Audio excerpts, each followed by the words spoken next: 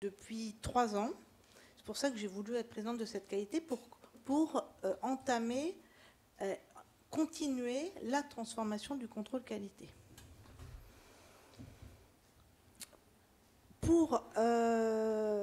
C'est la première fois aux UE qu'on fait ce genre d'atelier. Pourquoi? Parce qu'avant, normalement, les contrôles qualité débutaient plutôt en mai. Maintenant, on les commence en septembre cette année. J'ai envie de dire, Covid oblige. Donc, en théorie, moi, quand j'ai imaginé cet atelier, c'était pour faire bénéficier les experts comptables qui bénéficiaient présentement d'un contrôle qualité. Est-ce le cas? Non? Ah, il y a des chanceux alors là. Il y a quelques chanceux et chanceuses qui ont droit au contrôle qualité cette année. Moi, on m'a toujours dit, j'en ai eu dans ma vie professionnelle, j'ai dû en avoir 2 ou 3 des contrôles qualité. Et on m'a toujours dit bénéficier d'un contrôle qualité. J'ai toujours trouvé que c'était un petit peu exagéré quand même, le bénéficier. Et ma grande mission, mon grand objectif comme présidente de la qualité, c'est que dans quelques années, j'adorerais dire dans 1 an, les experts comptables réclament un contrôle qualité. J'adorerais ça, ça veut dire qu'on aurait gagné cette transformation parce que je souhaite... Si je puis me permettre, c'est déjà possible. Oui, c'est déjà possible, mais bon, je ne sais pas si on a eu beaucoup de volontaires. Cette année, pardon? Certifié. Oui. Et vous êtes expert comptable, du coup. C'est ça? Je suis d'accord, je retiens l'idée. On avait envisagé, mais je ne sais pas si on l'a mis en place ou pas, vous avez dans Cap Performance un outil, un autodiagnostic des normes et l'autodiagnostic de performance de votre cabinet, où lorsque vous l'aurez rempli, et si vous avez envie de communiquer les résultats à l'ordre, vous ne bénéficierez pas d'un contrôle qualité. Je réponds partiellement à votre question, mais ça veut dire qu'on était encore dans l'optique que le contrôle qualité, c'est une punition. Et j'ai vraiment envie de transformer ceci. C'est pour ça qu'il y a cette journée d'information de comment bien préparer son contrôle qualité. Le contrôle qualité, on a l'obligation d'en faire à peu près 650 par an. Et pour l'année 2020, Covid oblige, on n'en a fait que 300. Et 2021, on n'en a que 350.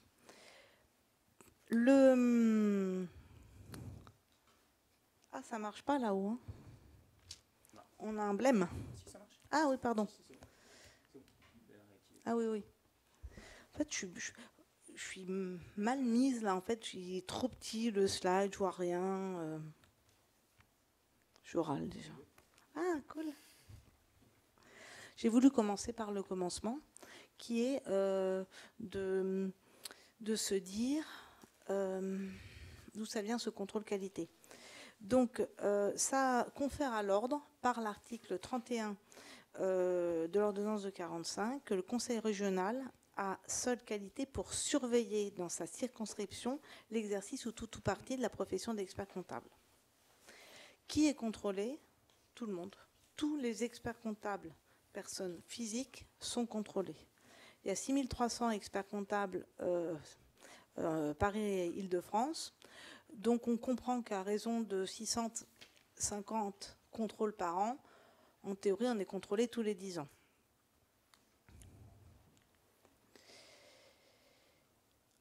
Qu'est-ce qu'on va regarder dans ce contrôle qualité? Le respect de tout ça. Là, c'est la hiérarchie des normes. D'abord, on a un code de déontologie à respecter. Là-dedans, vous y retrouvez l'indépendance, la compétence, les normes professionnelles de maîtrise de la qualité, la LAB et le cadre d'émission. Donc, l'objectif du contrôle qualité, le premier objectif, donc maintenant nous avons 2 objectifs, c'est de savoir si vous respectez les normes. Le deuxième objectif, c'est le diagnostic de performance. Parce que moi, je ne souhaiterais pas que on se pose la question de est-ce que vous avez bien toutes vos lettres de mission ? Est-ce que vous êtes conforme avec la lab ? Et qu'on passe à côté, par exemple, de votre maturité numérique, de votre avancement dans votre réflexion, dans votre stratégie, dans le marketing de votre cabinet. Donc, en théorie, le contrôle qualité, il se déroule en 2 temps, le respect des normes et l'après-midi, la performance. On a mis en place aussi une approche par les risques. Depuis 2020, ça c'est nouveau, c'est-à-dire que on sélectionne quelques cabinets pour aller voir de plus près ce qui se passe. Donc la finalité du contrôle, c'est établir un état des lieux pour un accompagnement qualitatif, apprécier l'application des règles et normes pour vous protéger, pour protéger votre exercice professionnel et pour protéger les clients qui vous font confiance et contribuer à l'amélioration de l'organisation et de la performance. Donc là, vous comprenez avec cette feuille de route-là que dès demain, tous ceux qui ne bénéficient pas d'un contrôle qualité, vous allez m'en demander un et vous voudrez être dans la campagne 2022.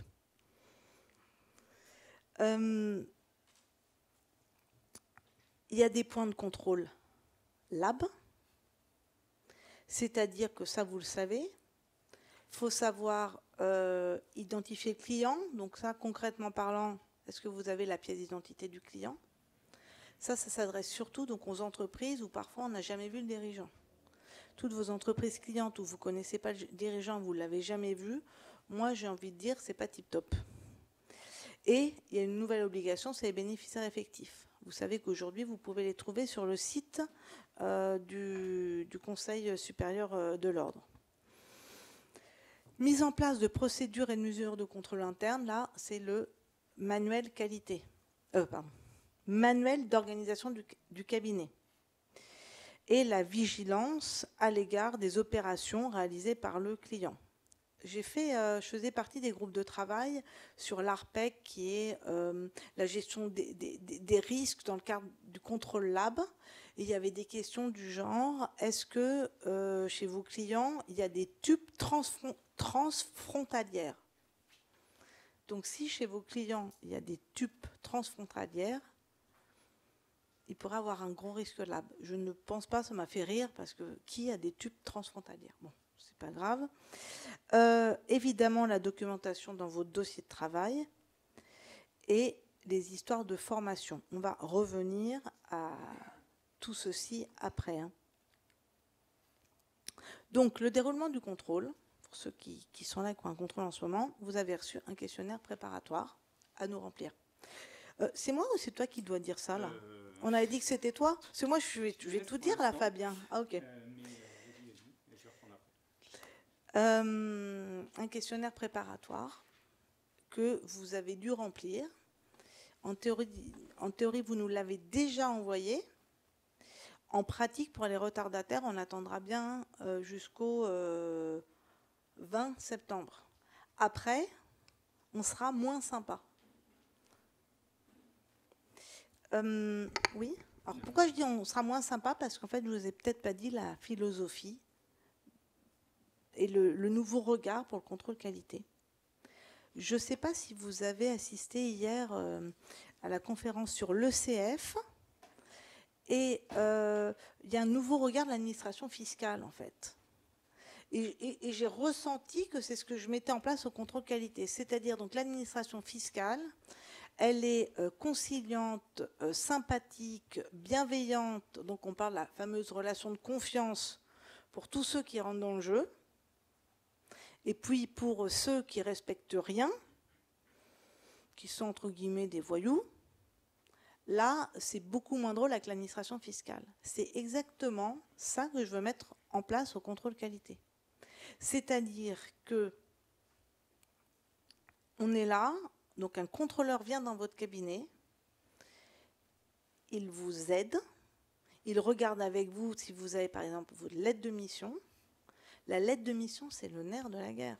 Pourquoi ça vous protège en cas de litige client? Vous voyez, c'est pas une utopie moi j'ai actionné 3 fois ma responsabilité professionnelle pour des histoires de TVA en retard, hein, une collaboratrice ou le transfert qui se fait pas en temps et en heure, des TVA importantes, boum, 6 000 € de pénalité.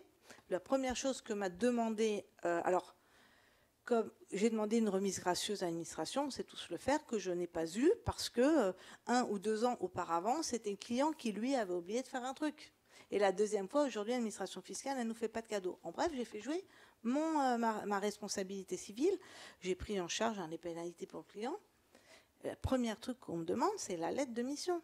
Donc, s'il n'y en a pas, on peut pas l'actionner. Donc, vraiment, ça nous protège. Donc, ce n'est pas une lubie des contrôleurs qualité. Donc, il y a 140 contrôleurs qualité à Paris. Ce n'est pas une lubie des contrôleurs qualité de vous enquiquiner sur les lettres de mission, sur les avenants. Ça me paraît être un incontournable. Mais j'ai une liste après. On a une liste pour vous de 10 incontournables. Donc la phase préparatoire, on vous demande l'organisation de votre cabinet et on parle formation, mais on ne parle pas formation pour avoir un quota d'heures, on parle formation pour voir en fait l'actualisation des compétences. C'est ça qui est important. En gros, on est dans une profession réglementée, on a une image, on a la confiance de nos clients. 85% des chefs d'entreprise ont confiance dans leur expert comptable. On est la profession qui a le taux de confiance le plus élevé. On se doit d'être à la hauteur de cette confiance.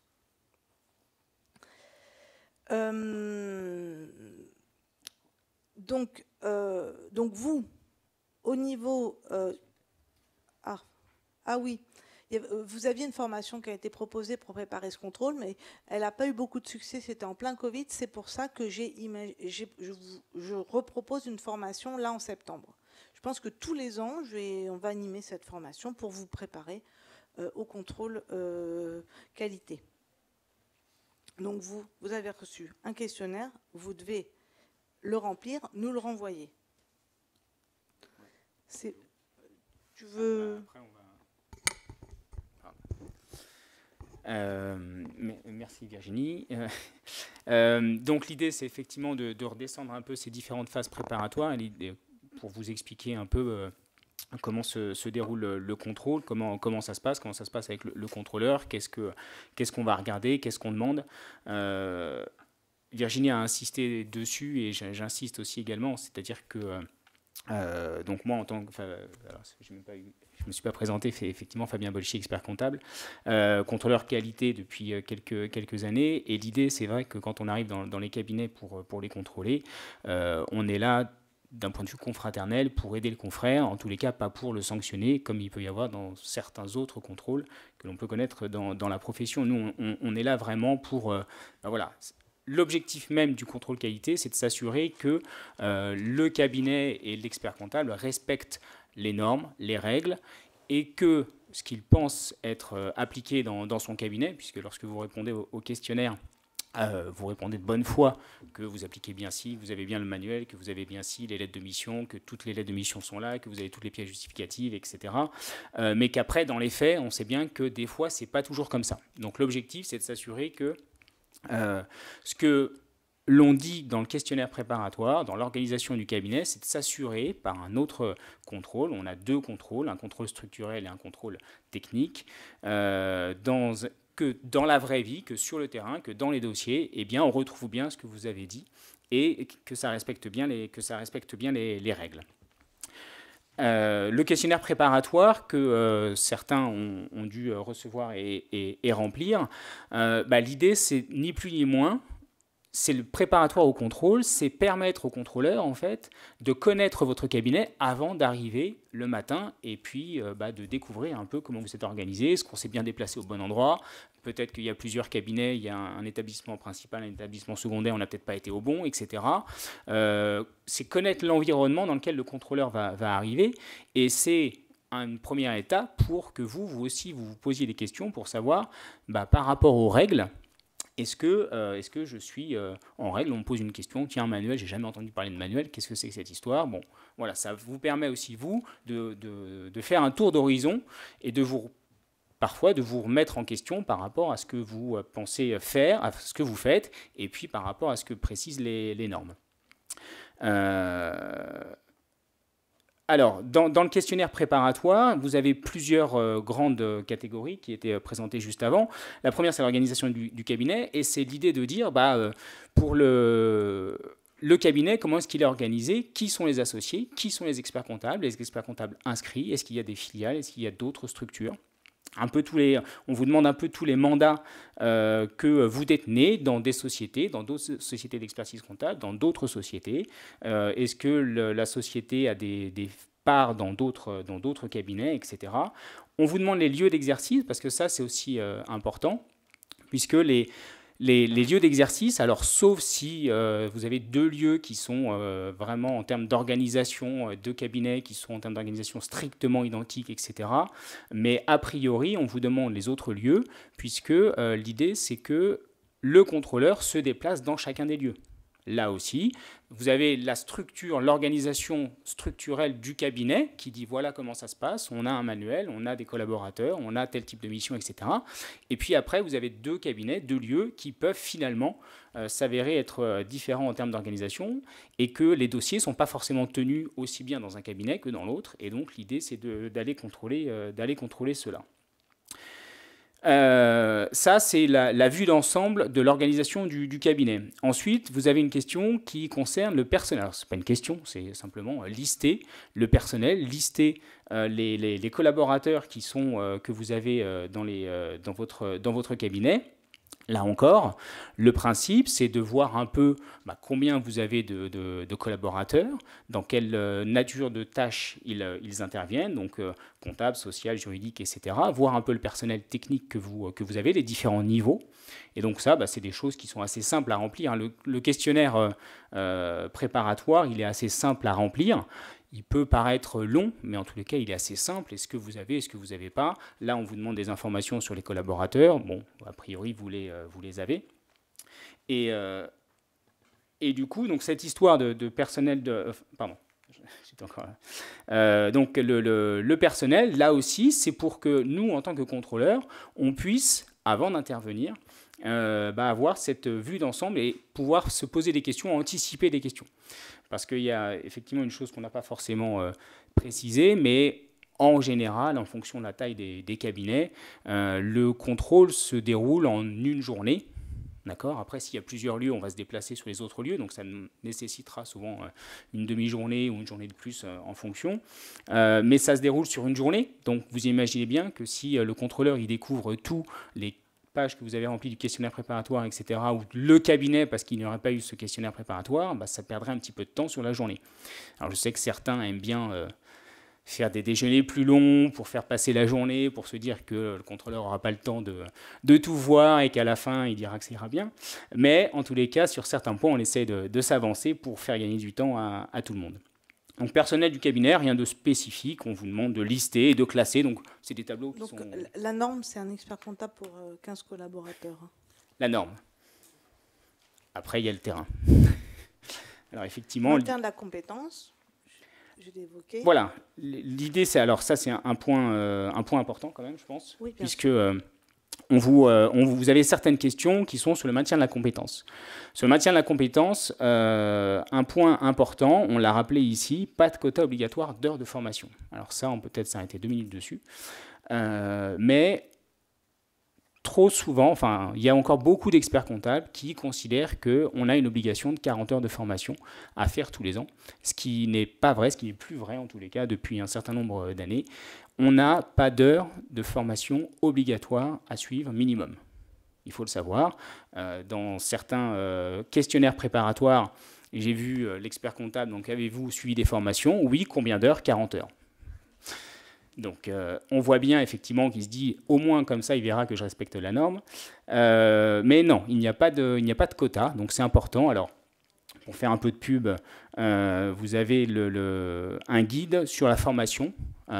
professionnelle, alors c'est par le CSO, qui vous parle de la formation, qu'est-ce qu'on entend par formation, la formation professionnelle, le nombre d'heures, etc. J'y reviendrai peut-être un petit peu plus tard sur d'autres questions. Donc pas de quota obligatoire. Et la formation se fait par tout moyen. D'accord ? Alors après, il y a ce qu'on appelle des actions vérifiables ou des actions non vérifiables, c'est-à-dire qu'on va vous demander comment vous vous formez. Et selon la nature des missions que vous avez, si vous avez des missions ultra traditionnelles, on ne va pas vous demander d'aller vous former tous les ans en consolidation, en que sais-je, en montage de holding, etc. Alors que, a priori, dans les structures que vous n'avez pas besoin. Donc, on va regarder, en tant que contrôleur, on va regarder ces points-là. Quel type de formation ou d'information vous suivez pour maintenir la compétence. On parle bien de maintenir la compétence. Ce n'est pas de la formation en tant que telle, c'est maintenir la compétence. Donc, il y a certaines formations que vous pouvez faire en interne. Nous, si on regarde quels sont les sujets, etc., ça peut être considéré comme suffisant. D'accord ? L'idée, c'est vraiment de se dire, est-ce que l'expert comptable ne reste pas tout seul dans son coin ? Est-ce qu'il informe aussi ses collaborateurs ? Est-ce qu'il essaie de les maintenir en compétence par rapport à la difficulté des dossiers ? J'accélère un peu parce qu'on n'a qu'une heure. Oui, t'inquiète. Il n'y avait pas un point ? Non. Le point d'avant, c'était clientèle. Oui, alors, non, c'était la clientèle, effectivement, mais ça, c'est pareil. Donc là, on vous demande de classer vos clients et vos missions par nature de mission. Donc là aussi, on ira regarder en fonction des missions quels clients sont intéressants à regarder et voir la constitution du dossier et la tenue du dossier. Donc, mission de présentation, c'est une mission d'assurance. Là, c'est une discussion sympathique à avoir avec vous. Est-ce que vous êtes mis dans un cadre référencé ou pas ? La mission de présentation, elle est référencée. Ça veut dire quoi ? Ça veut dire qu'on sait que vous attestez la cohérence et la vraisemblance. Demain, il y a un litige avec un client. Le client vous enquiquine en vous disant vous n'avez pas contrôlé, vous n'avez pas fait votre job. Contrôler le stock de manière précise, etc. Vous êtes dans la mission de présentation, vous répondez au juge, mission de présentation, cohérence et vraisemblance, chez des normes professionnelles. À partir du moment où ma marge est cohérente, je n'avais pas contrôlé le stock. Lorsque vous vous mettez hors mission normée par l'ordre, c'est freestyle, là, j'ai envie de dire. C'est-à-dire que il n'est pas marqué, sauf si vous le déterminez parfaitement dans votre lettre de mission que votre mission, c'est de garantir ça, garantir ci, marquer noir sur blanc, que vous n'allez pas regarder le stock, que vous ne ferez pas ci, que vous ne ferez pas ça. Sinon, vous ne pouvez pas vous protéger. Les juges, ce n'est pas leur job, expert comptable, donc ils ne savent pas. Donc, vous savez qu'avant, il y a la conciliation obligatoire au niveau de l'ordre ou l'arbitrage. Vous allez discuter ceci à l'ordre, mais si le client ne veut pas consigner, vous vous retrouvez au tribunal de commerce. Et au tribunal de commerce, vous êtes le sachant, le client, entre guillemets, c'est la victime. Vous voyez où est le rapport de force. Donc moi, je vous incite fortement à vous mettre dans cette mission normalisée, même si elle n'a pas eu l'impact qu'elle voulait avoir, parce que ça devait être, il y a quelques années, quand on l'a lancé, il y a 15-20 ans, le label qualité de l'ordre, une opinion certifiée du tiers de confiance, etc. Personne ne sait ce que c'est que la mission de présentation. On a fait un flop en termes de communication vis-à-vis des clients et des banquiers. Quoi qu'il en soit, ça vous permet de protéger votre responsabilité. Voilà pourquoi on regarde ça. Voilà. Alors, et juste, je conclurai là-dessus sur la mission de présentation, c'est effectivement important. En tant que confrères et consoeurs, on s'aperçoit que les confrères et consoeurs ne lisent pas, ou ça fait un bail en tous les cas, qu'ils n'ont pas lu les normes. Là, on parlait de la mission de présentation. Je vous incite, et je le fais très régulièrement auprès des confrères, auprès des stagiaires, à lire la norme, donc à la récupérer et à la lire. Elle fait 10 pages. Ça vous permettrait peut-être de comprendre vraiment la philosophie de en quoi consiste cette mission. Et vous avez un guide aussi du Conseil supérieur, le guide pratique de la mission de présentation, qui explique très bien qu'est-ce qu'on attend. Et donc tout ça, en fait, c'est de la lecture en plus, certes, mais c'est vraiment du pratico-pratique qui peut vous aider. Et quelque part, ça vous aide aussi à vous organiser par rapport au contrôle qualité, mais par rapport à votre cabinet en général. Donc vraiment, si je peux vous... Et si je peux faire une petite pub, hein, j'anime demain un atelier qui s'appelle respecter les normes et être rentable dans une mission de saisie, de tenue, c'est possible. Donc là, on vous décortique toutes les normes et on parle aussi de la mission de présentation. Et dernier point du questionnaire préparatoire, donc là on est sur vos méthodes de travail, donc on vous demande de préciser est-ce que vous avez un manuel ou pas, etc. Est-ce que vous respectez la lab, un minimum, donc ce sont des questions vraiment assez rapides à remplir. Donc là on arrive aux incontournables, tous les trucs pour protéger votre exercice. Donc que vous ayez un contrôle ou pas, je suis super contente qu'il y ait plein de gens qui n'aient pas de contrôle aujourd'hui parce que ça veut dire que vous avez envie de bien faire. L'évaluation des risques lors de l'acceptation des missions. Alors vous savez qu'il y a un formulaire qui peut exister, qu'on peut remplir.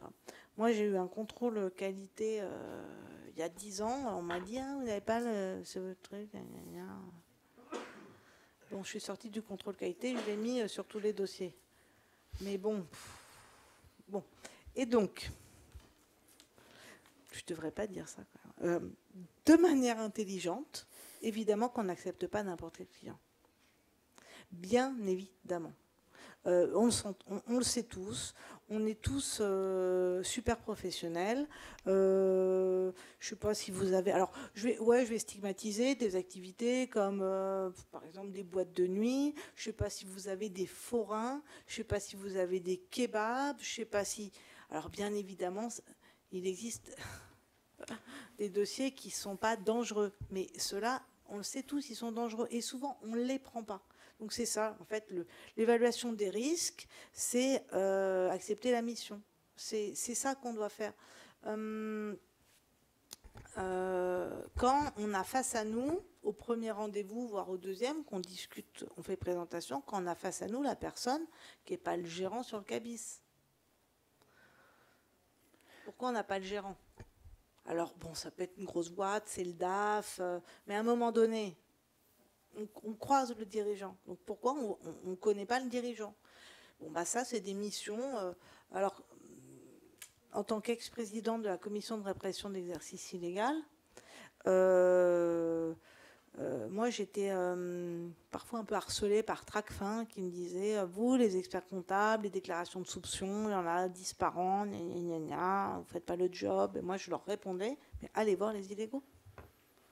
C'est-à-dire que tous ces dossiers-là, souvent, ils sont chez les illégaux. Nous, experts comptables, on est super méga réglo. On a un ADN de réglo et ces clients-là, de toute manière, on ne les prend pas. C'est ça que j'ai envie de vous dire. Voilà. L'idée par rapport à l'acceptation, c'est vrai que c'est important et ça dévie un peu sur la performance, enfin d'une manière générale, sur la deuxième partie du contrôle qui peut avoir lieu, puisque l'idée c'est aussi de se dire, ça vous permet, lorsqu'on formalise un petit peu cette acceptation, et on ne vous demande pas d'écrire un roman ou de remplir des cases pour remplir des cases, mais l'idée c'est d'avoir, vous, votre propre questionnaire. Il en existe sur le site de l'ordre si vous voulez, mais vous pouvez avoir votre propre questionnaire et vous poser les questions de qu'est-ce qui fait que je vais accepter le client ou pas. Et comme ça, de cette manière-là, est-ce que j'ai des compétences? Alors, oui, on a les compétences parce que c'est un dossier comptable. OK, mais est-ce que vraiment on a les compétences? Est-ce que les collaborateurs qu'on a ont envie d'avoir un dossier de plus de cette manière-là? Est-ce que cette activité, ça va dans mes valeurs, etc. Et donc, ce questionnaire-là, il est là pour respecter la norme, OK, mais il est là aussi, à mon sens, pour que vous puissiez, derrière, vous poser les bonnes questions et réorienter éventuellement. Nous, ça nous est arrivé plus d'une fois, mais certainement vous aussi, mais il y a des activités pour lesquelles c'est niet. Et donc, quelle que soit la personne qui va rencontrer le client, bon, bah, on s'arrange pour dire non parce que c'est des activités qui ne nous intéressent pas, etc., ou qu'on ne veut plus, vers lesquelles on ne veut plus aller. Donc voilà, cette idée d'acceptation, c'est assez important. On formalise pour se poser les bonnes questions, pour savoir pourquoi, qu'est-ce qui m'a permis d'accepter ce client. Moi, j'ai un cabinet de 15 collaborateurs et ça fait depuis 2 ou 3 ans que je refuse les nouveaux clients. Pourquoi? Parce que je suis comme vous, je ne peux pas recruter. Donc, comme j'arrive pas à recruter, eh ben, j'ai fait du tri. Déjà, j'ai demandé à mes collaborateurs, et donc j'ai une trouille bleue, c'est que mes collaborateurs s'en aillent. Et donc, je leur demande tous les ans, c'est quoi les dossiers les plus... Mais je me suis séparée de 10, 15, 20 clients. Ceux qui donnaient pas les pièces, ceux qui nous enquiquinaient, ceux qui... Et mine de rien, donc là, on est dans le maintien de la mission, on n'est plus dans l'acceptation. Donc, quand on vous parle en contrôle qualité d'évaluation des risques, ben, c'est des risques aussi en interne pour garder vos collaborateurs qui peuvent peut-être à un moment donné en avoir marre de faire la compta d'un restaurant où moi j'avais un client vraiment on a eu un contrôle fiscal, il nous a reconstitué le chiffre d'affaires et j'ai fait un rendez-vous bilan avec ce client, je lui ai dit maintenant c'est fini sur ce bilan là. J'ai reconstitué les achats, c'est-à-dire j'ai dû, comme il ne me donnait pas grand chose, j'ai dû appeler tous les fournisseurs. Donc les achats, c'est moi qui les ai trouvés. J'ai reconstitué le chiffre d'affaires. J'ai pris le coef de l'administratif. Donc les ventes, c'est moi qui les ai inventées. Il faisait ses salaires sur le TZ. Et donc il a déclaré 500 €, il en payait 1500. Donc je lui dis les salaires, donc moi je mettais des provisions, les salaires, c'est moi aussi qui les... Bon, j'arrête. Enfin, ça démotive. J'arrête. Alors, c'était une malampille. Hein. C'était la dernière année. Au début, il manquait quelques factures d'achat. Mais bon, il s'est senti à l'aise. Hein. Je suis sympathique. Il s'est senti à l'aise. Je lui dis, non, mais je lui dis, mais alors, cette ligne-là, les ventes, c'est moi qui les ai trouvées. Les achats, c'est moi qui les ai trouvés. Les salaires, c'est moi qui les ai trouvés. Donc, donc, j'ai dit, j'arrête. Ah, non, Virginie, gna, gna, gna, me quitte pas. Non, je te quitte. Je sais pas quel expert comptable qui a repris ces dossiers. Est-ce que tu peux bien faire ma TVA encore pendant 2 mois? Je dis oui, je la fais pendant 2 mois, mais stop. Voilà. Donc là, on est à l'acceptation, on est dans le maintien de la mission et on est pour conserver les collaborateurs. Le deuxième point, les lettres de mission. Je vous en ai parlé. Les lettres de mission, je vais vous raconter cette anecdote vraiment qui m'a enquiquiné, hein, parce que c'était un samedi après-midi, je faisais du shopping rue de Rennes, tranquille. C'était les soldes là en juillet. Tranquille. Je le dis parce que quand je le dis pas, après on me dit ah ouais tu faisais les soldes Virginie, donc je le dis direct. Je me balade tranquillement, quelqu'un en vélo m'interpelle. Bonjour chère consoeur. Je dis bonjour. Alors vous venez dans mon cabinet. Je dis ah j'imagine que vous avez un contrôle qualité. Il me dit oui. Il me dit mais je suis super stressée. J'ai des lettres de mission mais elles ne sont pas paraphées. Donc je dis mais moi je m'en fous. Donc parfois il y a quelques contrôleurs qualité. Enfin c'était un peu la tendance du contrôle qualité jusqu'à on va dire depuis quelques années où on a un petit peu dépoussiéré le contrôle qualité. A tendance à demander du paraphe sur les lettres de mission. L'objectif du contrôle sur les lettres de mission, donc là c'est les incontournables, hein, les points que le contrôleur a priori va regarder à minima, d'accord, et sur 1 ou 2 dossiers ou sur l'organisation du cabinet en général. Sur les lettres de mission, là encore, on ne veut pas que vous fassiez des lettres de mission pour faire des lettres de mission, pour faire plaisir au contrôleur. L'idée c'est de vous protéger, tu l'as rappelé, je ne vais pas revenir dessus, mais c'est aussi vous, je reviens toujours sur se remettre en question sur la mission. Est-ce que ce que je facture c'est bon? Combien de fois des confrères nous disent en fait, en revoyant mes lettres de mission, je me suis aperçu que ça fait des années qu'on fait le juridique et que ce n'était pas prévu dans la lettre de mission. Donc profitez de ces contrôles-là pour revoir vos lettres de mission. Mais si on vous demande pas qu'elles soient toutes nickel le jour où on arrive. Par contre, si vous entamez une démarche en vous disant « Ah tiens, je me suis rendu compte que sur certains dossiers, finalement, ce n'était pas en adéquation, etc. » L'idée, nous, on ne va pas sanctionner en disant « Non, lui, il faut le revoir dans 1 an pour voir s'il a vraiment fait ses lettres de mission. » Si vous nous dites « On a fait les lettres de mission, on est en cours, on s'est aperçu qu'on a quelques dossiers qui sont pas bons, etc. » On va discuter, échanger avec vous sur les lettres de mission, sur le contenu. Est-ce que ça vous protège, puisque c'est l'objectif? Et voilà, après il faut qu'elle soit signée, ok, mais obligation depuis 2007, ça remonte à loin, mais c'est vraiment dans cette optique-là qu'on va venir contrôler et que les lettres de mission, lorsque vous avez dû entendre parler qu'on allait contrôler les lettres de mission, mais c'est vraiment s'assurer que ce que vous faites, ça correspond à ce que vous facturez, ce que vous faites au client, etc., que si sa structure elle bouge, eh ben, il faut adapter les lettres de mission. Je reviens sur mes histoires de paraphe. C'est vrai que si c'est paraphé, ça vous protège encore plus, mais à partir du moment où vous êtes dans un tel désaccord avec un client parce qu'il n'aurait pas paraphé le truc, il l'a signé, ça veut dire qu'il y a, enfin, là, il n'y a plus de confiance, il n'y a plus de relation, il n'y a plus de... donc, bon, voilà, le paraphe... Oui, ça dépasse. C'est plus à notre niveau, c'est plus oui, à votre niveau. Après, c'est la justice. Et les avenants aussi, pas forcément. Un avenant, super bidule, ça peut être un mail, ça peut être pour vous un retour du client, mais si vous l'envoyez par mail, enfin, tout dépend. Donc, il faut un contrat écrit. Il y a des modèles de lettres de mission qui vous sont proposés et sur le site alors, ce n'est pas des modèles, ce sont des exemples sur le site du Conseil supérieur de l'ordre et sur le site de Paris dans Cap Performance. On vous aide à mettre les lettres de mission. On a les mesures spécifiques relatives à la norme LAB. Donc, est-ce qu'elles ont été mises en place? Donc, là, je vous ai parlé d'on accepte le client et pas forcément celui où on ne l'a jamais vu. Donc, je crois qu'on en parle après. C'est ça, des 5 points LAB. 5 points, oui. Donc, je ne vais pas revenir précisément, mais surtout donc, la formation et la formation de vos collaborateurs. Parce que vous, experts comptables, vous pouvez être bien au courant. Et vos collabs ne sont pas forcément au courant. Donc, vous avez des obligations d'avoir formé vos collaborateurs. Le dossier de travail. Le dossier de travail, alors peut-être que je confirme des choses que vous savez tous, mais le dossier de travail peut être numérique ou papier, d'accord. On ne vous demande pas d'imprimer le dossier de travail que vous aviez en informatique, en PDF, parce que le contrôleur arrive. Donc le contrôleur, il n'y a pas d'obligation là-dessus de l'avoir en papier. Là aussi, on va regarder comment c'est organisé. Il faut une architecture propre, il faut justifier, c'est le principe du dossier de travail. Et c'est important, effectivement, ce point de surtout pas, ne le faites pas en papier si vous avez tout informatisé. D'accord. Donc, par contre, ça veut dire que nous, il faut qu'on ait accès à votre système. Vous nous mettez un ordinateur à côté, il y a quelqu'un qui se met à côté qui nous montre, etc. Mais c'est ça le principe. Et donc, on va regarder comment vous justifiez. On ne va pas regarder le fond et on ne va pas regarder si vous avez attesté alors qu'il ne fallait pas attester. On ne va pas regarder si le rapprochement de TVA, il colle. On ne va pas refaire les calculs. Je vous rappelle qu'on n'a qu'une journée ou deux, mais voilà. Et ce n'est pas du tout l'objectif du contrôle qualité. C'est important.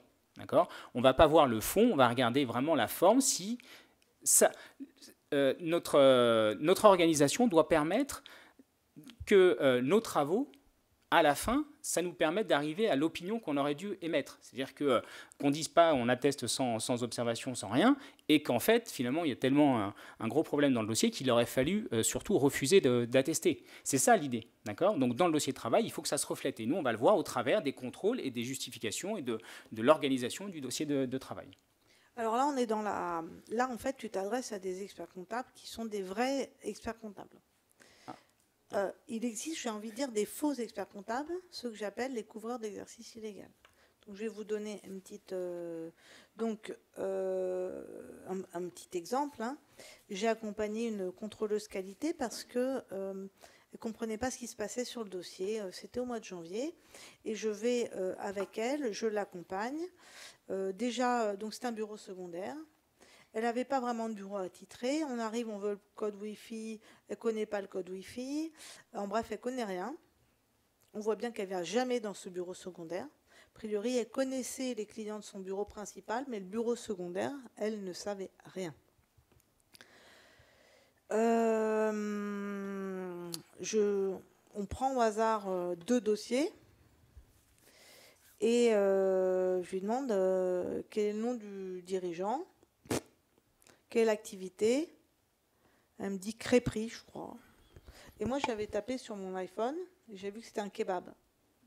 Donc, elle ne savait même pas l'activité du client. Donc, elle est expert comptable. Le deuxième dossier, c'était pareil. Je demande l'alias fiscal de ce client-là. On n'avait pas beaucoup, 70 000 € de vente, mais 3 000 € d'achat. Mais elle nous avait expliqué qu'elle regardait bien les dossiers, qu'elle connaissait. Donc, pourquoi je me permets de dire, là, c'est quand tu as affaire à des vrais experts comptables. Parce que là, en fait, le dossier de travail, ça nous permet de savoir si vous respectez la norme de délégation, supervision, les normes techniques, est-ce que vous avez bien fait le job. Mais il existe parfois des experts comptables qui ne connaissent même pas le client, donc on n'est même pas à ce niveau-là. Donc, en fait, je me suis rendu compte, parce que ça m'arrive assez souvent, j'ai commencé une idée tout à l'heure et je ne l'ai pas finie, de la nouvelle philosophie du contrôle qualité, et je faisais un parallèle avec l'administration fiscale.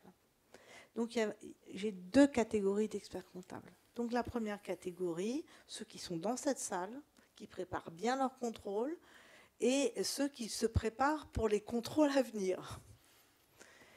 Et il y a ceux, on va dire, qui ne sont pas là, qui sont par exemple des couvreurs, qui prennent 500 € le bilan, des couvreurs d'exercice illégal qui connaissent rien, qui abîment notre image. Et là, je suis d'une intolérance totale. C'est-à-dire qu'avant, ces experts comptables-là, on leur disait contrôle à 1 an. C'est-à-dire que limite, tu corriges un peu ton exercice professionnel, on va te voir dans 1 an. Mais vu que le contrôle qualité, ce n'est pas une punition, je n'ai même pas envie que ces experts comptables-là bénéficient de nos bons conseils. Donc ces experts comptables-là, c'est direct. On va voter en conseil un article 31. Et l'article 31, ça veut dire quoi? Alors, je ne sais pas si vous avez vu, je vous en ai parlé de l'article 31. En fait, l'article 31, c'est ce qui nous... Il a 2 facettes. Il a une facette contrôle qualité et il a une facette surveillance des experts comptables. Et là, c'est le truc, il n'y a aucune confraternité, c'est pas sympa du tout. On arrive, ambiance un peu cow-boy, et on veut voir ça, on veut voir ça, et on veut voir ça, et voilà. Et on s'assure que ce qu'on a pressenti pendant ce contrôle qualité est vrai. Article 31, on a des moyens d'investigation bien plus importants, et puis c'est pas le même ton, c'est tout. Donc, contrôle qualité, je suis désolée, je traîne un peu, mais ça c'est super important. Contrôle qualité, la bienveillance, la performance, et en fait, j'ai envie de dire, démarche qualité, et que ça vous soit utile. Et tous ceux qui ne jouent pas le jeu, qui abîment notre image d'expert comptable, on a Bac+8, moi je suis super fière d'être expert comptable, qui abîment notre image de sérieux, de confiance, eh bien ceux-là, article 31, en fait l'article 31, quand le rapport n'est pas top, c'est l'antichambre de la discipline.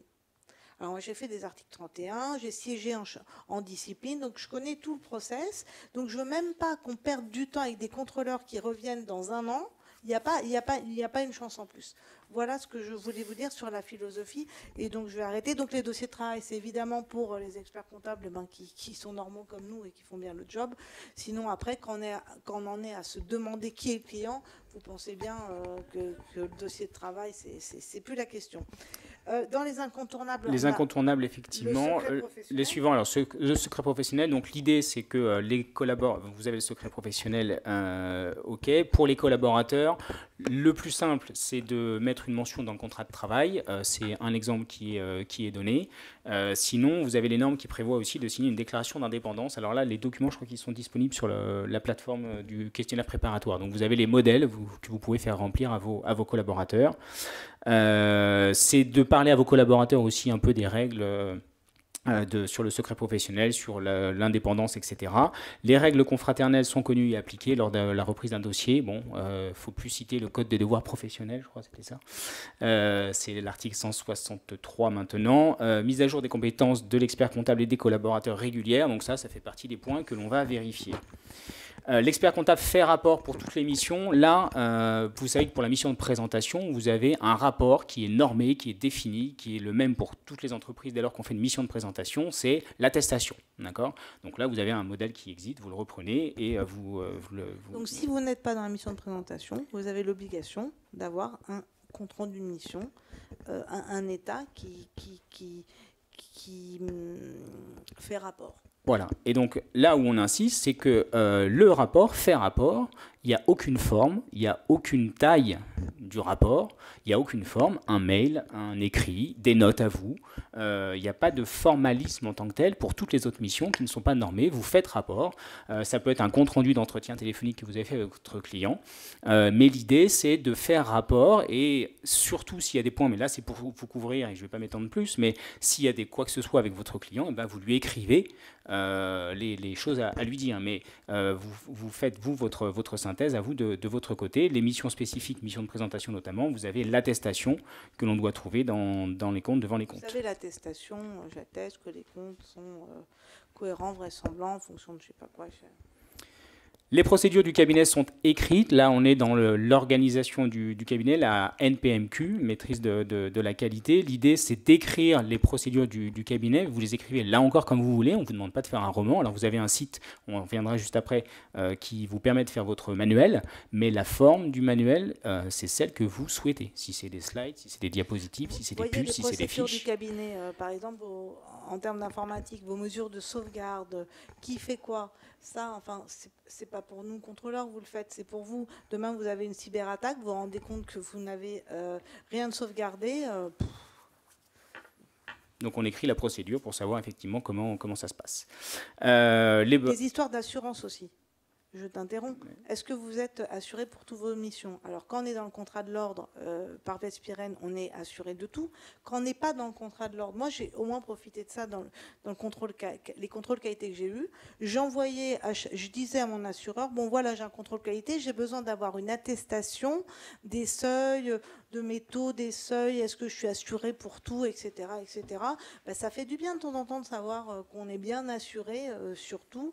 Et je reviens à la cybersécurité, pour ceux qui ne sont pas dans le contrat Vespirène, donc là, il y a une assurance cybersécurité, cyberattaque. Pour ceux qui ne le sont pas, eh ben, ça peut être une occasion de demander à votre assureur, en cas d'attaque, est-ce que vous êtes protégé? Donc voilà un peu les points que l'on regarde d'une manière générale. Sur place, donc le contrôle structurel, j'en ai parlé, c'est-à-dire qu'on va regarder si vous respectez les normes, votre organisation du cabinet respecte les normes, et ensuite on va aller piquer des dossiers. Vous nous en donnerez un et on en choisira un au hasard pour voir si ce que vous nous avez dit dans l'organisation, eh ben, ça se reflète dans les dossiers. Si jamais on s'aperçoit qu'au travers de l'organisation du contrôle structurel, il y a une défaillance sur les lettres de mission. Je reprends l'exemple parce que c'est le plus simple à comprendre. On peut faire un contrôle transversal, c'est-à-dire que là, à ce moment-là, on va regarder les lettres de mission sur X dossiers. D'accord ? Autant le contrôle technique, c'est on prend un dossier et on regarde de A à Z si toutes les normes sont bien respectées sur l'intégralité du dossier. Autant le transversal, on va prendre un thème en particulier et on va le regarder sur X dossiers pour voir si ce que vous nous avez dit, ou en tous les cas ce qui nous mettait en alerte, ça se confirme ou ça s'infirme. D'accord ? Donc ça, c'est ce qu'on appelle la partie contrôle transversal sur place. Le contrôle sur place, donc ça c'était l'organisation, ça tu en as parlé. Oui. À l'issue de ce contrôle, à l'issue de la journée, on va faire deux synthèses, une synthèse structurelle, une synthèse technique. Ça sera des documents qui vont être contradictoires. Alors c'est à l'issue de la journée ou post-journée, puisque en fonction du temps passé sur place et de la disponibilité, etc., on n'a pas toujours le temps de terminer sur place, mais l'idée c'est que le contrôleur va faire deux synthèses et qui vont être contradictoires, dans lequel on va mettre nos commentaires, et vous, c'est contradictoire, donc vous devrez les retourner signés, mais vous aurez le droit aussi de mettre vos commentaires en disant je suis d'accord, pas d'accord, je valide, pour la etc. consoeur là, qui ne connaissait pas ses clients, on l'a écrit, elle a signé. On a mis connaît pas ses clients, connaît pas l'activité, connaît pas... Elle était d'accord. Mais il y a bien deux synthèses qui sont faites et que vous devez signer, que le contrôleur doit vous demander de signer et sur lequel vous avez tout à fait le droit de regard. Dedans, on va indiquer souvent des pistes d'amélioration, de progrès, si ça s'y prête. Voilà, ça c'est bon. Et ensuite, alors, on pose des fois la question, mais l'objectif du contrôle qualité, et à l'issue du contrôle qualité, on ne vous dira pas, le contrôleur ne vous dira pas, c'est top, il n'y aura pas d'observation, ou ça sera un contrôle à 1 an, ou il y aura telle ou telle observation. C'est une fois l'analyse de toutes ces synthèses, en fait, quand il va revenir, ou en tous les cas, son rapport final, il doit dire s'il y a des observations, avec contrôle, ou s'il n'y a pas d'observation. Il le fera dans un deuxième temps, il n'est pas communiqué celui-là. Parce que... il y a le contrôleur, au-dessus il y a le superviseur, voilà. Et après il y a le président de l'ordre. C'est ça. Donc le projet de rapport, c'est le contrôleur qui l'émet, mais ça, celui-ci, vous ne l'avez pas. Il est transmis au superviseur, et à l'issue de ça, c'est là où le président, à ce moment-là, j'écourte un petit peu les étapes, mais où c'est le président qui signe et qui donne la conclusion finale, qui peut être donc rapport sans observation, avec observation, ou avec observation et recontrôle à 1 an. Donc recontrôle à 1 an, vous avez compris que recontrôle à 1 an, il y en aura certainement moins. Qui aura un recontrôle à 1 an Les experts comptables, alors je ne sais pas comment le dire parce que je veux dire les experts comptables qui ont besoin d'aide. C'est-à-dire que si on se rend compte que là, on a un expert comptable qui perd pied, qui n'a pas de lettre de mission, mais parce qu'il il a eu 2 DEM de collaborateurs, qui n'a pas fait son questionnaire parce que il a eu pendant 6 mois le Covid. Donc cet expert comptable-là, on a décidé de l'aider et on va lui proposer un mentoring. On a des mentors. Bonjour.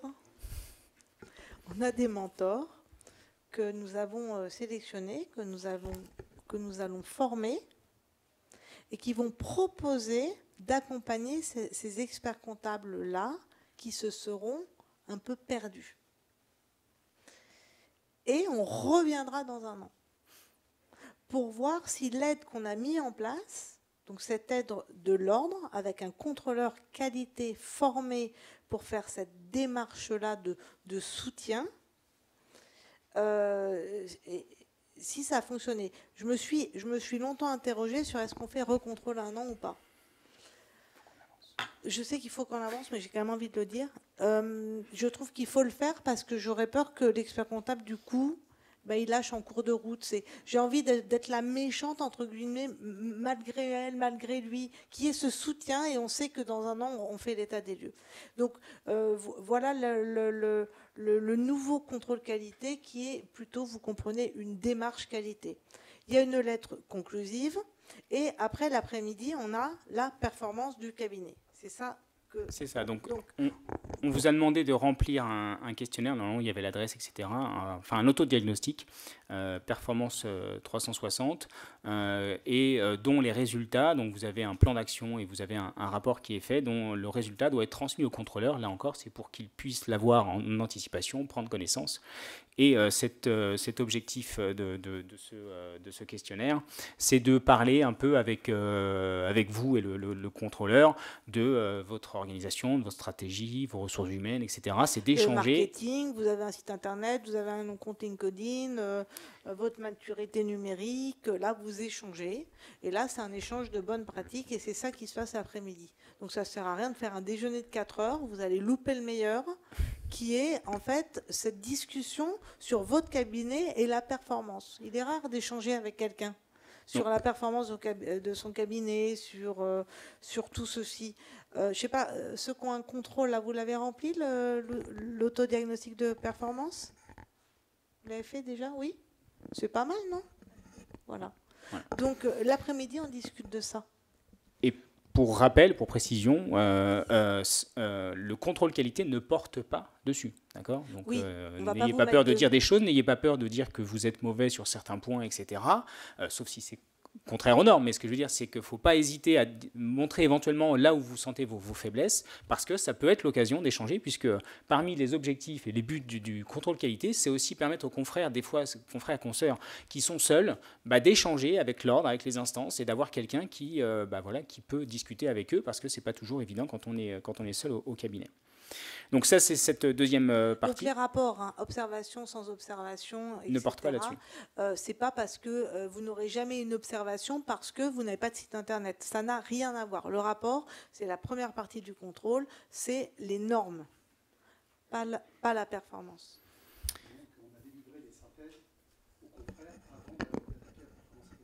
Ah, c'est quand tu termines vraiment très tôt. Oui, oui. Ça, c'est pour détendre le contrôlé, peut-être. Non, mais c'est comme ça, on voit bien que ça fait pas plus. Oui, c'est ça. Ouais. Mais ça confirme ce que je disais, effectivement. Ouais. C'est vraiment pour clore la journée et pour avoir un échange confraternel une fois de plus. Donc là, c'est le diagnostic 360 ou diagnostic performance qui est disponible sur le site de l'ordre. C'est ce qu'on vient de dire. Donc la finalité, susciter la réflexion, la prise de conscience, échanger, la fraternité, les pistes d'amélioration. Donc les outils, on a plein d'outils à vous proposer. Ils sont tous dans le cap performance. Le premier, le diagnostic de conformité. Donc diagnostic de conformité, c'est un diagnostic, c'est un contrôle qualité à blanc pour vous permettre d'anticiper un peu et voir là où vous êtes plutôt bon ou plutôt pas bon ou moins bon. C'est pour vous. vous le faites. Ça vous permet aussi, puisque l'idée, c'est cet autodiagnostic, vous répondez à différentes questions. Est-ce que dans mes contrats de travail, j'ai la mention pour les collaborateurs, par exemple, sur le secret professionnel, etc. Oui ou non. Si vous mettez non, vous avez un rapport qui vous dit on vous conseille de mettre une mention dans les rapports, dans les contrats de travail. Donc c'est un autodiagnostic qui vous permet, vous, d'anticiper un peu les incontournables aussi qu'on a pu voir et que le contrôleur va aller regarder. D'accord ? Ouais, on passe. Parce qu'en fait, moi, j'anime un truc c'est à pour 3 ça heures. que je te disais Mais tu as eu raison, d'aller vite. Je crois que c'est moi qui fais l'introduction. Le Performance 360, c'est un autre diagnostic, ça c'est sur la performance du cabinet, on n'est pas sur les normes, le précédent c'était sur les normes. Voilà, c'est celui dont on parle depuis tout à l'heure. Donc, contrôle qualité ou pas contrôle qualité, vous pouvez faire le diagnostic 360 comme d'écran, il est disponible. Tout ça est en accès libre, effectivement, sur le site cap-sur-la-performance.fr. Oui, on ne voit pas vos réponses. Hein. On ne voit jamais les réponses de tous ces outils-là, en fait. Tout est, vous entrez par votre compte expert, donc tout est sur votre compte. D'autres outils, vous avez la formation pour les contrôler. Oui, ça, c'est pas... Vous avez le décodeur des normes, c'est sur le site aussi. Donc là, c'est des fiches pratiques et ça va s'alimenter au fur et à mesure sur qu'est-ce qu'on entend par seuil de signification. Concrètement, comment on fait pour... c'est des fiches pratiques par rapport à la mission de présentation dans un premier temps sur qu'est-ce que c'est. Mieux comprendre, on décortique les normes, on décortique la norme de présentation notamment, pour vous permettre, vous, de savoir concrètement, dans vos dossiers, qu'est-ce que vous avez le droit de faire, de ne pas faire, qu'est-ce que demande la norme. Ça s'appelle le décodeur des normes. Donc les diapositives, vous les aurez de toute façon après, vous seront remises après, à l'issue du congrès. La lettre de mission, vous en a parlé. Alors, vous avez un outil lettre de mission qui est en train d'être mis à jour pour vous permettre de préparer vos lettres de mission en respectant les normes. C'est un questionnaire, vous cochez les cases et ensuite les paragraphes sont pré-remplis pour vous. Après, vous pouvez ajuster si vous voulez, mais tout est pré-rempli pour vous. Vous avez 10 questions à répondre et le travail est fait. Mon manuel cabinet, là c'est pour faire votre manuel d'organisation. C'est l'outil qui a le plus de succès. Hein. Je crois qu'il il a presque 10 ans maintenant, depuis téléchargements. Depuis 2012, lui.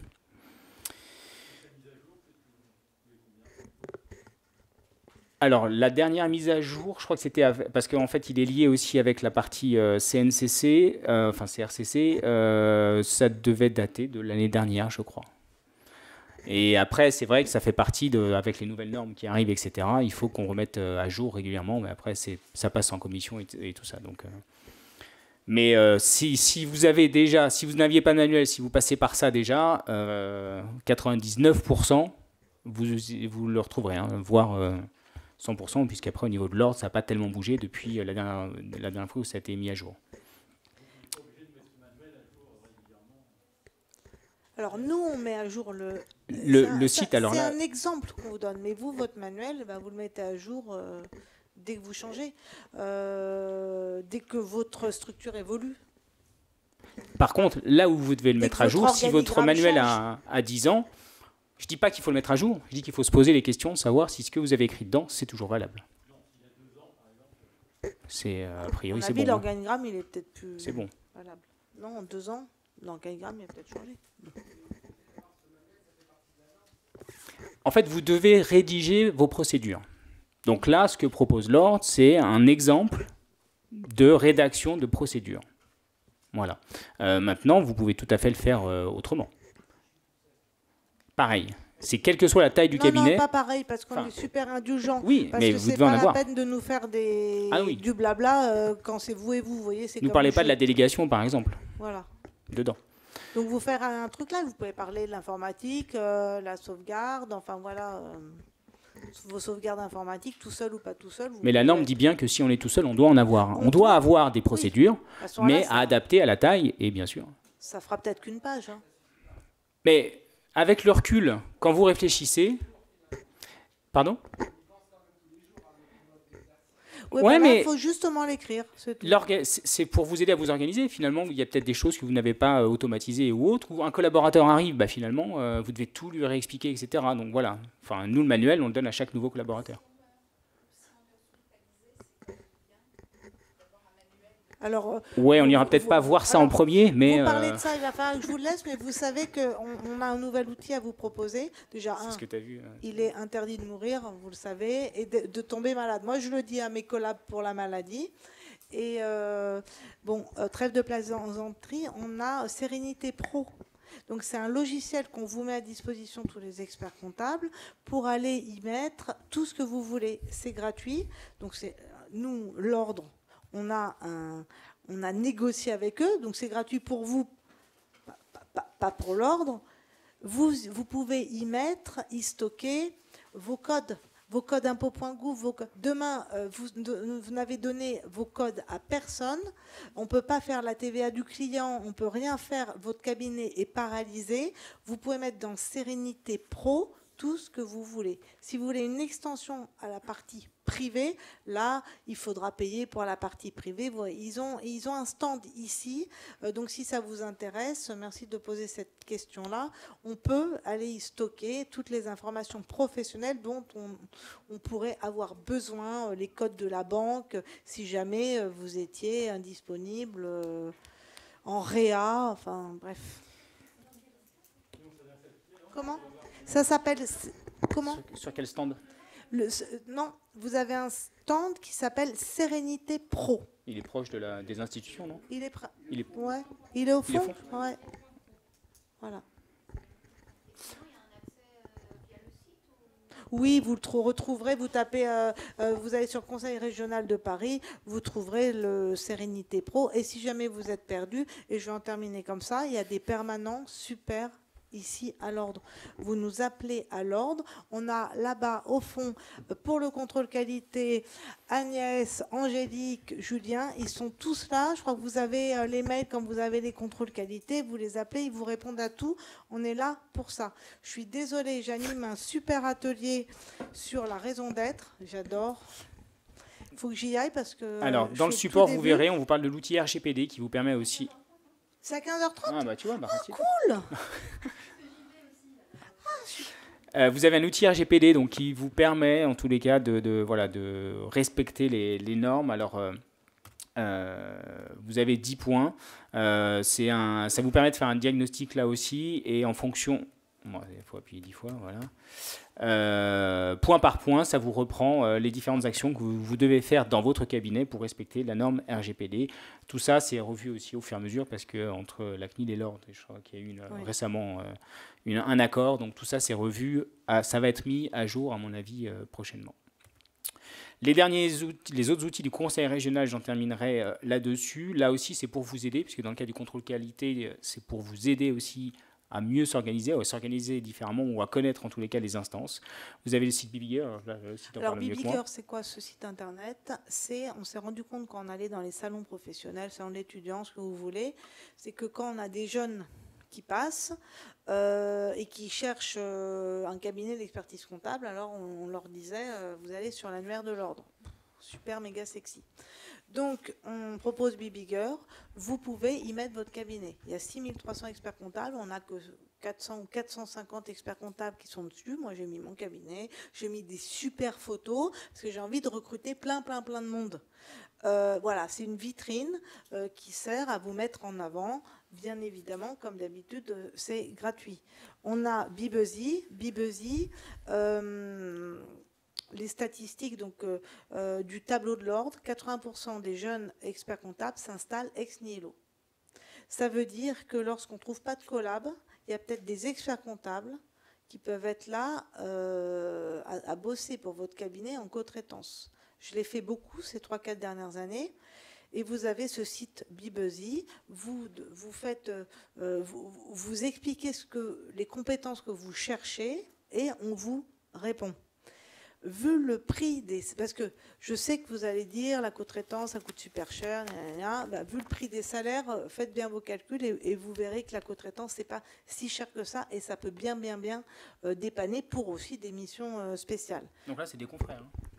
Oui, c'est des confrères. C'est une plateforme pour experts comptables. C'est des experts comptables qui travaillent avec. Donc plutôt que de rester sous l'eau, de ne pas avoir fini ses bilans au 31 décembre 2020, etc., éventuellement profiter de ça, ça pourrait vous aider.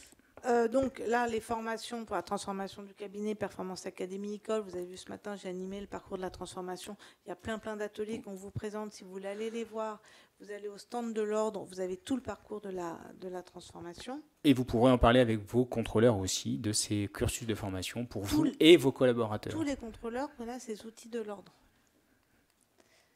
Déjà ? Cool. Oui, bien sûr. Mais,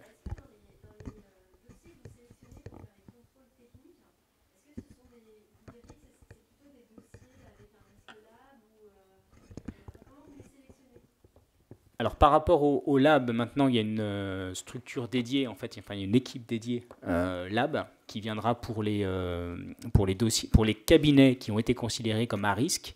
Il y a une équipe spécifique de confrères qui interviendra et qui du coup interviendront sur ces points spécifiques lab. Donc maintenant les contrôles lab, les contrôles qualité classiques.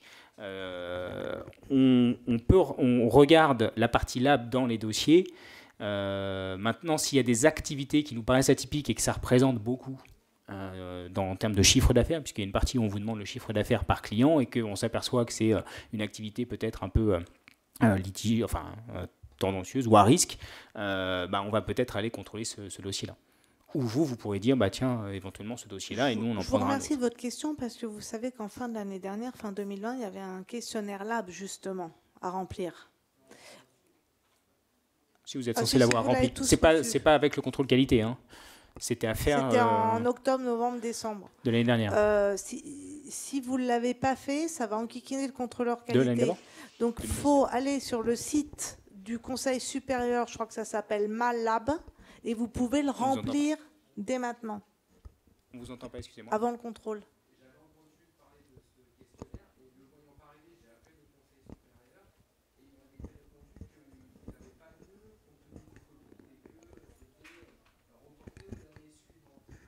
Eh bien, c'était peut-être... Eh bien, vous allez le chercher. Vous ne recevez pas, c'est dans votre compte expert. Alors, non, si, on l'a reçu. Moi, je l'avais reçu papier à l'époque. Hein. Ah non, oui, alors peut-être en papier, mais après, c'est dans le compte expert où on le fait. Tout ça. On le fait directement dans le compte expert. Votre compte expert et sur le site du Conseil supérieur de l'ordre, je crois qu'il y a un truc qui s'appelle Malab et vous le trouvez. Reflex Lab. Et vous le... Ou Malab ou Reflex Lab. Faut le faire. Ah, il faut le faire, oui. Il faut le faire, c'est obligatoire. Et si jamais vous êtes perdu, vous appelez Agnès derrière qui vous expliquera où c'est. Non, ça a été fait là. C'était dans le cadre de l'intervention du GAFI. Exactement. En fait. Vous savez que cette année, on est contrôlé par le GAFI. La France est contrôlée par le GAFI et en particulier les professions réglementées. Donc le GAFI, c'est le grand organe de contrôle international pour la fraude et le blanchiment d'argent. Donc on avait besoin de se faire une petite virginité pour expliquer que nous, les experts comptables, on était super bien en contrôlable chez nos clients. Et d'où le corps de contrôle spécial lab, et suite à ces questionnaires-là, donc il y a, je crois, 1000 contrôles lab qui partent sur toute la France. Dedans, il y a des histoires de est-ce que vous êtes expert comptable de partis politiques, est-ce que vous êtes expert comptable de toutes les activités que vous pouvez imaginer. Tous les risques cités dans la norme. Voilà.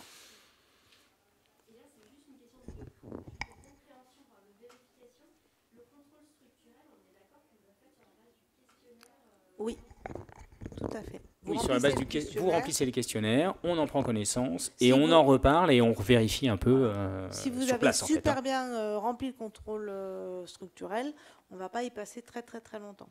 Donc le matin, contrôle structurel, après les contrôles techniques sur les dossiers, l'après-midi, la performance. Confiance, mais pas totale. Donc qui veut bénéficier d'un contrôle qualité maintenant, enfin d'une démarche qualité? Ah, j'en ai au moins convaincu. 1, 2.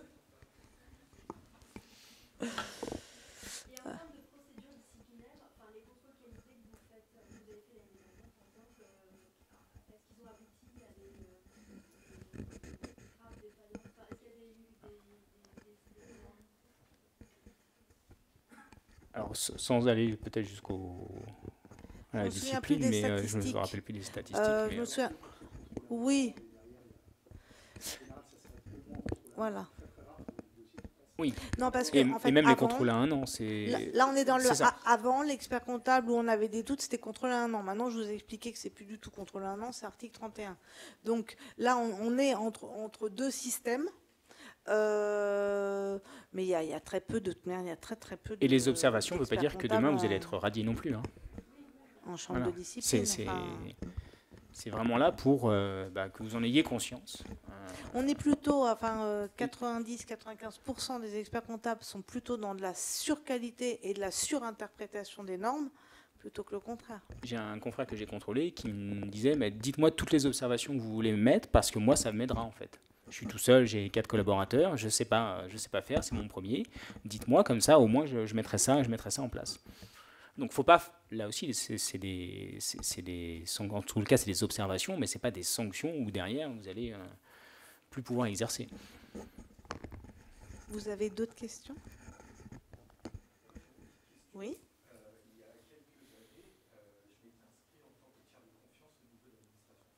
Oui.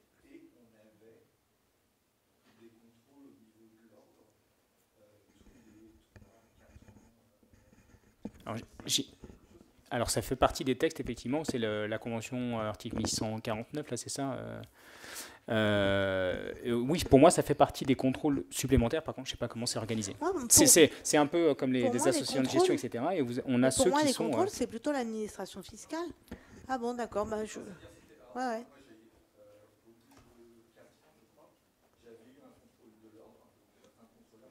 On vous a oublié, vous voulez qu'on revienne, c'est ça? C'était quand, il y a 4 ans? Là, on est au deuxième 4 ans? J'ai l'impression qu'il y a des histoires d'agrément de l'administration fiscale, quand même. Je discute. Mais ça, c'est oui, enfin, ça, c'est dans le cadre de... Non.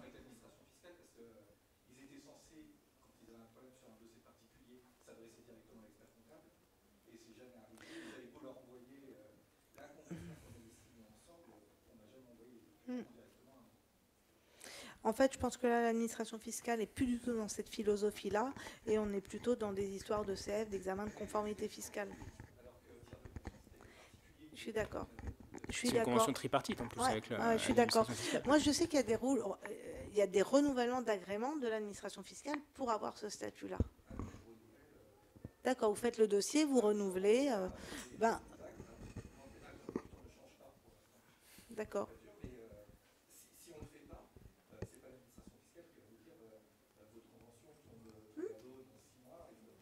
Écoutez, peut-être qu'il faut qu'on vienne vous voir. Peut-être. Non, je ne voudrais pas que le fait que nous ne venions pas, ça vous embête vis-à-vis de votre agrément. Il y a un groupe après, apparemment. Ok, on s'arrête là. Merci beaucoup. S'il y a des questions, on peut peut-être en parler de votre attention. Merci pour vos questions, merci pour votre participation.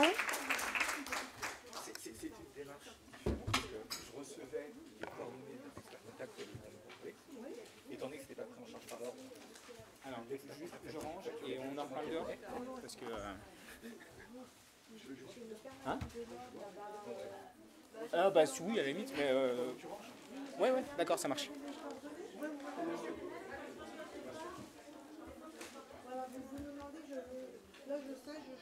mais de toute façon, je vais pas l'Arnaud. J'ai pas mis sur la clé. C'est une perte de temps. Elle est partie, laisse.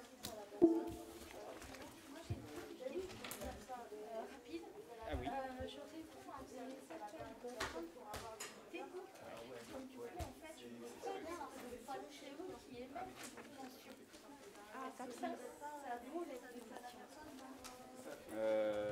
dirais c'est un peu comme dans le cas où on répond à un appel d'offres et après on fait une lettre d'émission. Non, il faut une lettre d'émission. Ça sera jamais signé par les parties parce qu'on considère que leur convention qui cadre la mission, c'est le contrat. C'est une sale question. Oui, non, je suis d'accord. Alors, est-ce que... Oui, alors j'ai pas eu le temps de le mettre.